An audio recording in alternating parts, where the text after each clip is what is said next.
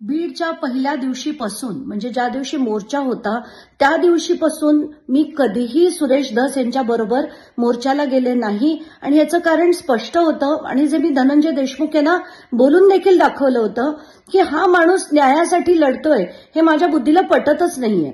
आणि तेव्हा सगळ्यांना वाटलं आणि 2 महिने ज्या पद्धतीने त्यांनी विषय लावून धरला कुठेतरी मला वाटायला लागलं की मी चुकले की काय, इतका तो विषय त्यांनी लावून धरला.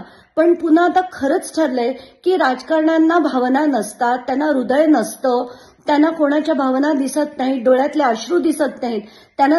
त्यांच्यासाठी फक्त तो एक राजकीय विषय असतो, मुद्दे मांडण्यासाठीचा विषय असतो आणि राजकीय सेटलमेंट करण्याचा विषय असतो.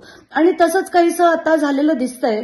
मला प्रचंड राग आला होता काल. म्हणजे हे इतकी त्यांचे पाय चालले कसे, ते त्या दिशेने गेले कसे, मुंडेंची पायरी चढले कसे. जेव्हा तुम्ही कुटुंबाबरोबर 2 महिने जाताय आणि सातत्याने त्यांची बाजू लावून धरताय की त्यांना न्याय मिळाला पाहिजे, मग तुमची पायरी तुम्ही चढलात कसे सुरेश धस?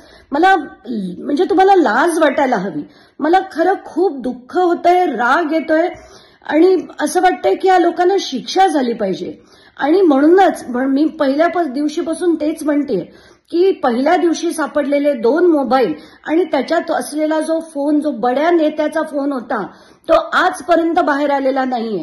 आणि त्यांना सगळे वाचवण्यासाठी आता हे सगळं सुरू झालंय. म्हणजे त्यात फडणवीस पण आहेत, बावनकुळे पण आहेत, धस पण आहेत आणि मुंडे तर नक्कीच आहेत. अजित पवारांबद्दल तर आपण बोलायलाच नको. तर मला असं वाटतंय की हे सगळं आता बास झालं. आता हे कोर्ट मॉनिटर्ड झालं पाहिजे. तोपर्यंत खरं कधीच येणार नाही आणि न्याय हा फक्त राजकारण्यांना मिळतो, सामान्य जनतेला न्याय कधीच मिळत नाही, कधीच नाही. एबीपी माझा, उघडा डोळे बघा नीट.